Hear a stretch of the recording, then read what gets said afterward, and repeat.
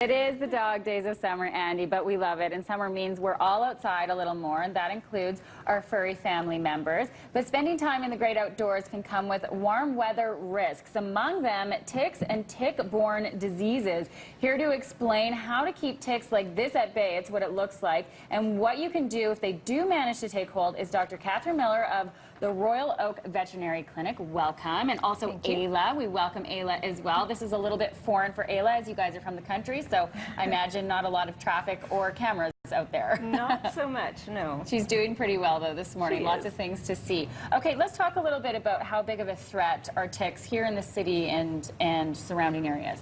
So we do see ticks in the city, not quite so much as we do if we're heading camping, hiking in the mountains, going to areas that are more wooded with longer grasses. But we still can see them. I generally don't do tick prevention for dogs that just stay in the city. I think you have to be fairly unlucky, but that's possibly changing. The tick populations are increasing in number, and we are also seeing that their territories are expanding. Okay, so that's something to be aware of, certainly, and especially if you're heading to the mountains during the summer and camping. So where are they typically found? Grassed areas? So longer grassy areas, wooded areas.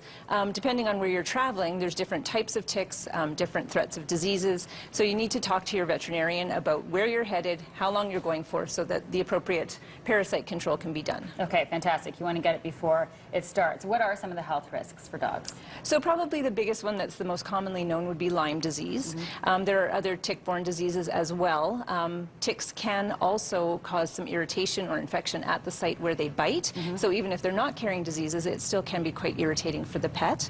Lyme disease is probably the one that everybody knows about, so I think focusing on that would probably be the easiest. Dogs can get sick with Lyme disease, and it depends on what type of tick has bitten them, whether it would possibly carry Lyme disease or not. And how do we check our pets? So when you're in a wooded area, longer grassy area, you want to check through the coat daily. A good brushing, going through the coat each day, and then removing a tick if it's found as quickly as possible is good. And when you remove a tick, you want to grasp it right at the base of where it attaches to the skin, and then pull straight out slowly. And is there a way to tell if you do find a tick whether or not the dog has obviously been bitten, but you don't necessarily know what direction that's going, right? The tick? Yeah, or if the dog would have Lyme disease at the time.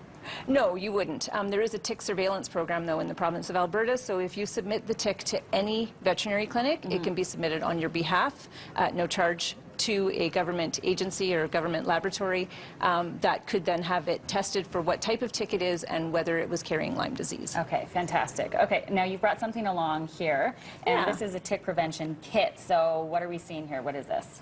So this is the product that we typically use. There's not a lot of products on the market for tick prevention, but this is something that we typically use at our practice. Again, it's important to talk to your own veterinarian about what works, what would be best for your dog. Ayla actually is due to have an application, so I can do that if you like. Okay, let's see what that looks like. It's pretty easy. All right. No, I think I'm good. And this is a cream? It's just a liquid, really, and you just apply it several spots along the spine. So I don't know if you can see that easily, but you just part the fur and just get a shot of that here. So behind the collar? Just several spots all the way along the back.